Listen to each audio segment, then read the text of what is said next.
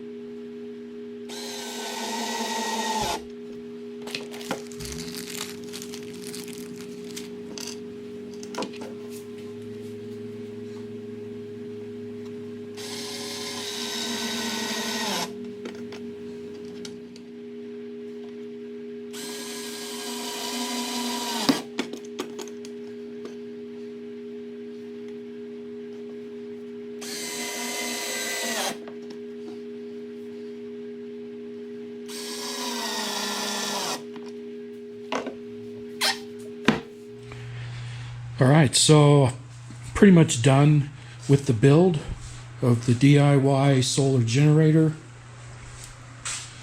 So we'll just kind of walk around and talk about some of the features. So I guess if we start here, I've got two ways to charge the internal battery, and I've got the GoKWh 100 amp hour battery in here. So I've got an SAE port here, and I have both charge controller, which is SAE on one end and MC4 on the other, so I can use solar panels to charge. And I also have an SAE 10 amp charger, which I can plug into here and plug into the wall. So, and I also have a 30 amp AC charger that plugs into this Anderson port. So I've got multiple ways to charge, both solar and AC. And if we come around to the front, I've got a remote which plugs into my Vivor 1250 watt inverter. And I have the ability to turn the backlight on and off here and turn the inverter on and off here. I haven't been able to get this to work, so I think I've got a defective unit, but it does display the battery voltage, and it's accurate to within a tenth of a volt, so that's not bad. I've got my air intake here, and then on the back I've got my air output here. And I've got two banks of AC outlets and USB-C and USB-A outlets, and these are 45 watt. I've got a 10 amp 12 volt cigarette lighter, so that's 120 watts. And each of these AC plugs are 15 amps. But because my battery is a 1280 watt battery, that's the max that I can get out of these AC outlets combined.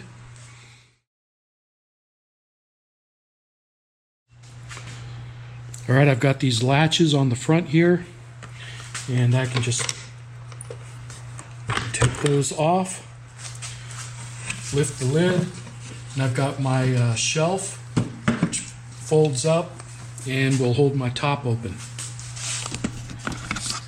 So if we take a look inside, I've got my my SAE and my Anderson ports just come straight in and go directly to the battery terminals, or they're on this side of the breaker. So even if the breaker is in the off position, I can still charge the battery. So I can charge it when the unit is on or off. I've got these two banks here, positive and negative, which I can run all of my accessories from, and I've got my 12 volt cigarette lighter plugged into there currently. That's the only thing that I have attached, so I've got room for many more accessories that I might want to add down the road. My inverter has a fan that comes on, when the unit gets hot, and it blows out right here, and it blows right out my air output. And then when that takes place, then I've got my air intake here, which will blow air across the inverter.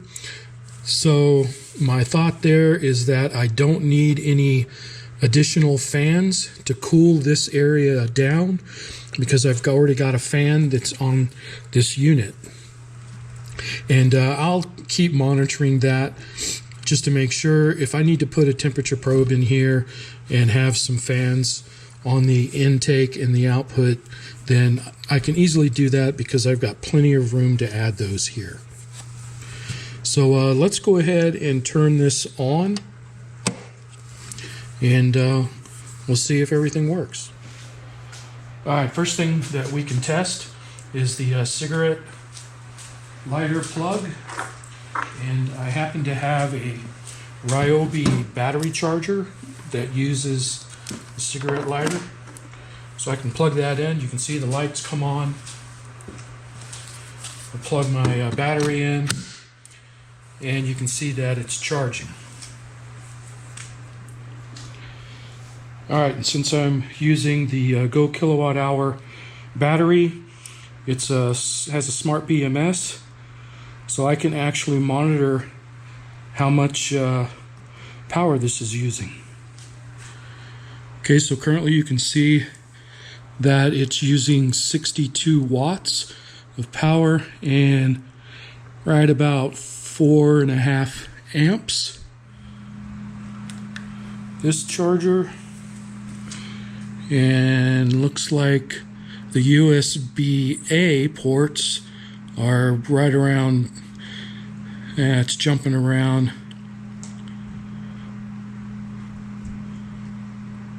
as low as 16. It was as high as 21. Looks like it's settling in about 16 and a half, and just over an amp, 1.25 amps. All right, I've got a USB-C to USB-C cable. We'll plug that in, and we'll see. Okay, that's pulling the same, about 16 watts, 1.25 amps. Okay, I've got a router that I can plug in. Turn that on, we'll see how many watts it's pulling.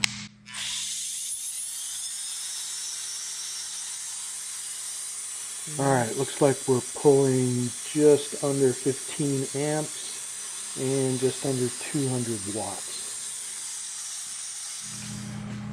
Alright, I've got a little 2-slice toaster here, which I think is 700 watts.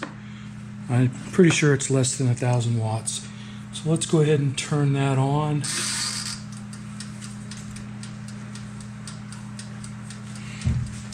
and we'll see what it's pulling.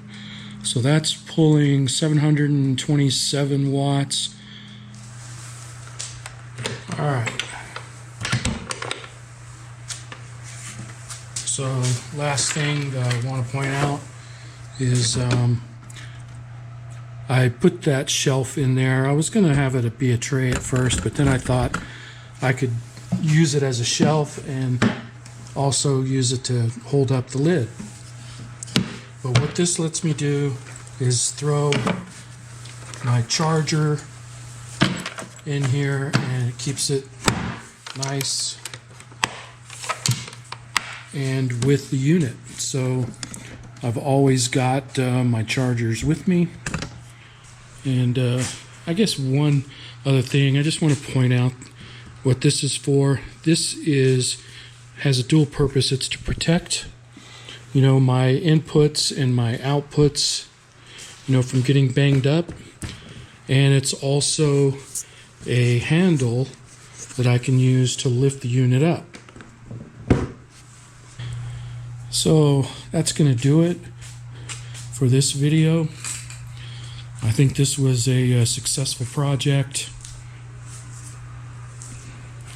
I think I'm going to be able to get a lot of use out of this unit. So I'll talk to you guys later.